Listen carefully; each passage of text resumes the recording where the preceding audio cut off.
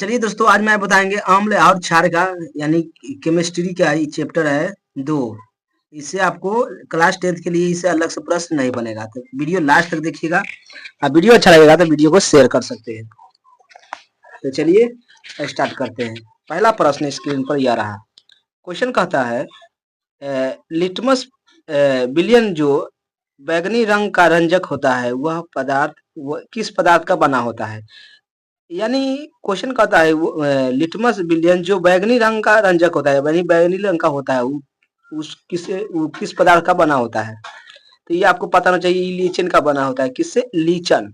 ये भी याद कर लेना। अगला, इन निम्नलिखित में कौन सूचक की तरह इस्तेमाल नहीं किया जा सकता है। यानी किसको हम सूचक की तरह इस्तेमाल नहीं कर सकते हैं। किसको नहीं कर सकते हैं तो आपको आंसर पता होना चाहिए। मूली को हम इस्तेमाल नहीं कर सकते सूचक के रूप में। अगला प्रश्न है निम्नलिखित में कौन सा गंधीय सूचक नहीं है। गंधीय सूचक, तो गंधीय सूचक कौन है? ये शकरकंद नहीं है। शकरकंद नहीं है, तो आपको गंधीय सूचक नहीं है। चलिए आगे। निम्नलिखित में कौन द्विक्षारीय अम्ल है? द्विक्षारीय अम्ल, तो द्विक्षारीय अम्ल कौन है? तो H2SO4। तो H2SO4 आपको डी हो जाएगा आंसर। कौन हो जाएगा? तो डी हो जाएगा आंसर। तो डी आपको याद कर लेना है, तो डी आंसर हो जाएगा। अगला, पोटास एलम होता है, यानी पोटास का किसका होता है? तो पोटास एक द्विक लवण है। तो कौन है? एक द्विक लवण है पोटास। इतना आपको समझ आ गया। अगला, एसिटिक अम्ल एक दुर्बल अम्ल है क्योंकि क्यों है? एसिटिक अम्ल दुर्बल अम्ल होता है, क्यों होता है?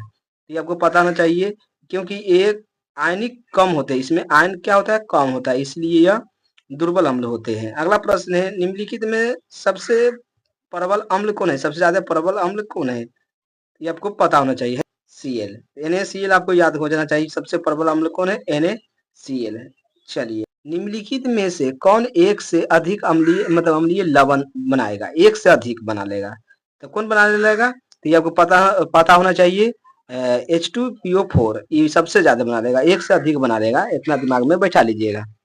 अगला प्रश्न है एक बिलियन किसी नीले लिटमस को लाल रंग में परिणत कर देता है, यानी मिला देता है, तो संभवतः बिलियन का पीएच मान कितना होगा?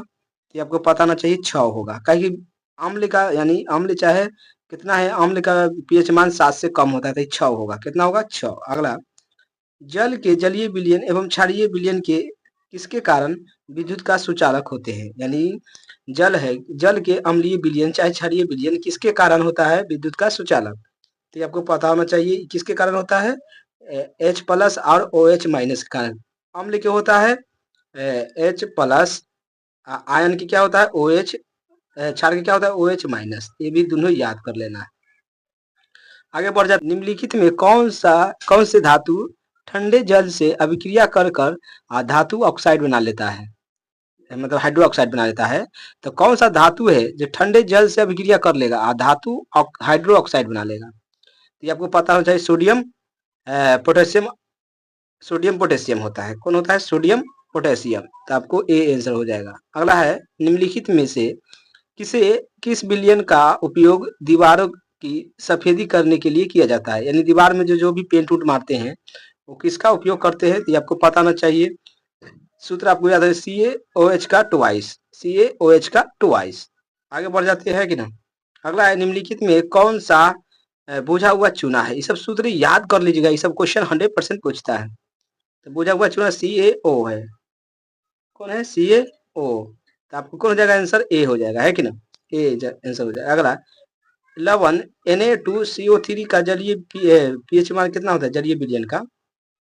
तो 7 से कम होगा, 7 से कम होगा। तो 7 से कम आंसर याद कर लीजिएगा। छठा प्रश्न है एसिटिक अम्ल का आईपीसी नाम क्या होता है? एसिटिक अम्ल का आईपीसी नाम होता है मिथेनोइक अम्ल। निम्नलिखित में कौन सा आयन लाल लिटमस को नीला कर देता है? तो लाल को नीला कौन करेगा? ये आपको पता होना चाहिए। OH- करेगा, है कि ना? OH- यानी हाइड्रो ऑक्साइड करता है। कोई विलयन नीली लिटमस पत्र को लाल कर देता है, यानी नीला को अब लाल कर देता है, तो इसका पीएच मान कितना होना चाहिए? तो इसको पीएच मान होना चाहिए 5, है कि ना? क्या कि 7 नहीं हो सकता है, 8 भी नहीं होगा, क्या कि क्षारीय सब है। 10 भी नहीं हो सकता है, तो 5 होगा, है कि ना? 5 होना चाहिए। चलिए आगे बढ़ जाते हैं। ऑक्जेलिक अम्ल का प्राकृतिक स्रोत इनमें से कौन है? ऑक्जेलिक अम्ल का, तो ऑक्जेलिक अम्ल किस में पाया जाता है? ये आपको पता होना चाहिए, टमाटर में पाया जाता है ऑक्जेलिक अम्ल, है कि ना? टमाटर में पाया जाता है, तो टमाटर आंसर हो जाएगा। अगला, प्लास्टर ऑफ पेरिस का रासायनिक सूत्र क्या है? तो प्लास्टर ऑफ पेरिस का रासायनिक सूत्र क्या है? CaSO4 इंटू हाफ H2O, याद कर लीजिएगा। प्लास्टर ऑफ पेरिस का होता है CaSO4 इंटू हाफ H2O, मतलब हाफ का मतलब 1/2 H2O, ये भी याद कर लेना, मतलब ऐसे हाफ का मतलब ये होता है। चलिए आगे बढ़ जाते हैं।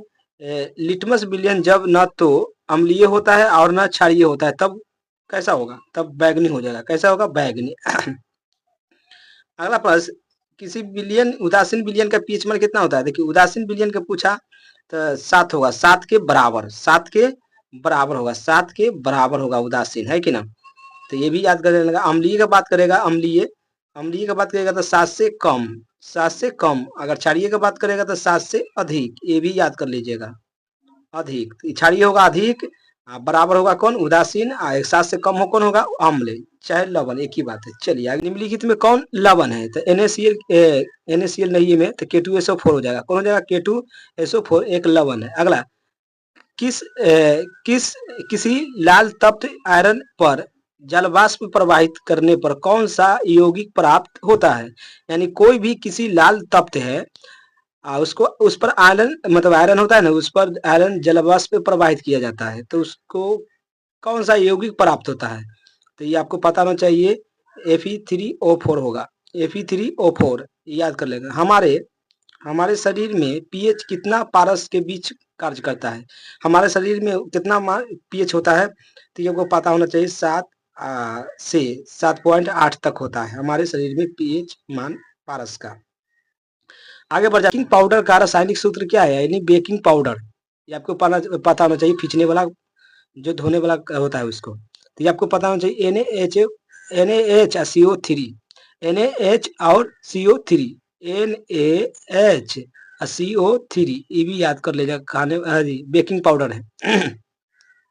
अगला, निम्नलिखित में कौन विजातीय यौगिक है? विजातीय, तो विजातीय प्लास्टर ऑफ पेरिस है, विजातीय यौगिक। अगला, निम्नलिखित में से सेहत का कौन सा मान क्षारक विलयन का मान होता है?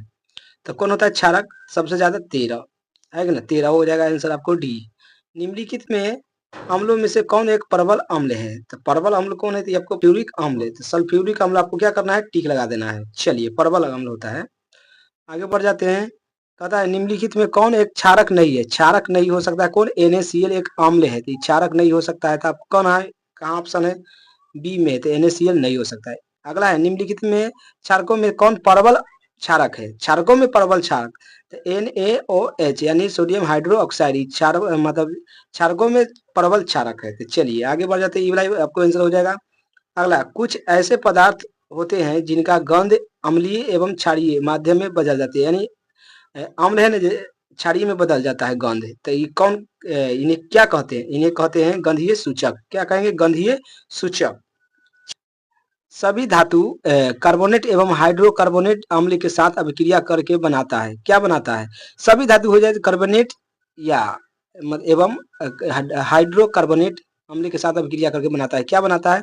ये आपको पता होना चाहिए। संगत लवण, कार्बन डाइऑक्साइड और जल, ये तीनों बनाता है, तो आपको डी आंसर हो जाएगा। अगला प्रश्न, सभी अम्लों में पाया जाता है, तो सभी अम्लों में क्या पाया जाता है? हाइड्रोजन, है ना? हाइड्रोजन सभी अम्लों में पाया जाता है। हाइड्रोजन युक्त सभी यौगिक होते हैं, यानी हाइड्रोजन नहीं रहेगा उसको क्या कहेंगे? उसको कहेंगे अम्लीय, है कि ना? अम्लीय। चलिए अगला, जल में घुलनशील क्षारक के बारे में क्या सत्य है? यानी जल में घुल जाएगा, घुलनशील क्षारक को क्या कहते हैं? तो ये आपको पता होना चाहिए। इन्हें क्षारक कहते हैं। स्वाद कड़वा होता है ना, सभी हो जाएगा आंसर इसमें से। अगला, पी का सूचक क्या होता है? पी के मतलब क्या होता है? पुषांश। क्या होता है? पुषांश। पी का मतलब क्या होता है? पीएच में पी का सूचक क्या होता है? यानी सेकेंड होता है पुषांक, यानी इंग्लिश में कहा जाता है पोंडेज। अगला, एसिटिक अम्ल का प्राकृतिक स्रोत निम्नलिखित में कौन है? एसिटिक अम्ल का प्राकृतिक स्रोत कौन है? यानी एसिटिक अम्ल किसमें पाया जाता है? तो आपको पता होना चाहिए, सिरका में एसिटिक अम्ल पाया जाता है, सिरका में। अगला, सिट्रिक अम्ल का प्राकृतिक स्रोत क्या है? यानी सिट्रिक अम्ल किसमें पाया जाता है? तो आपको पता होता है संतरा और नींबू में पाया जाता है सिट्रिक अम्ल। सब याद कर लीजिएगा, वेरी वेरी इंपॉर्टेंट क्वेश्चन। अम्ल इनमें से किस में पाया जाता है? एंटार्क्टिक अम्ल किस में पाया जाता है? तो आपको पता होना चाहिए इमली में टार्टरिक अम्ल पाया जाता है, इमली।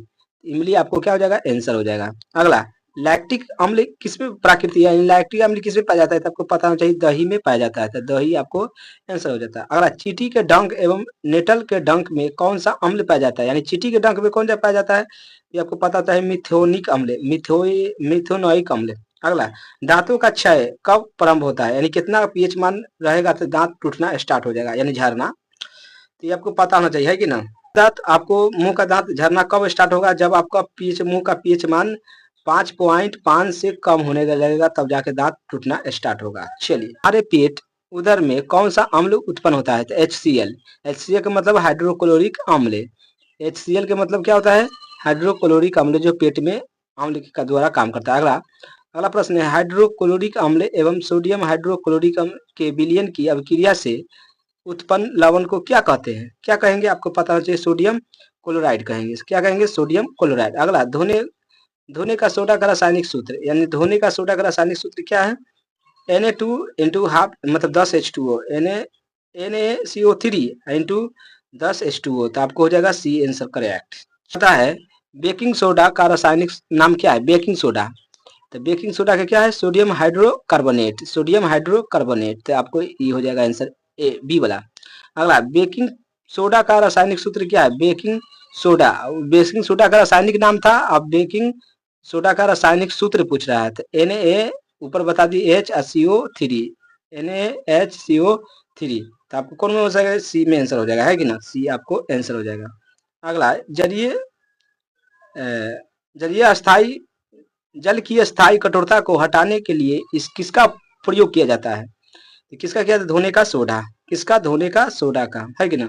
जल की कोई भी कठोरता है उसको हटाने के लिए किसका उपयोग करेंगे? धोने का सोडा का उपयोग करेंगे। अगला, सोडा अम्ल अग्निमाशक में किसका उपयोग किया जाता है? तो ये आपको पता होना चाहिए, सोडियम हाइड्रोजन कार्बोनेट का, सोडियम हाइड्रोकार्बोनेट का यूज करते हैं। चलिए आगे, सल्फेट यानी अर्धहाइड्रेट हेमीट्राइट का अन्य नाम क्या है? इसका नाम है प्लास्टर ऑफ पेरिस, जो सूत्र हम आपको शुरू में बता देते हैं। चलिए भाइयों, वीडियो को जितना हो सके शेयर। वीडियो देखने के लिए थैंक्स।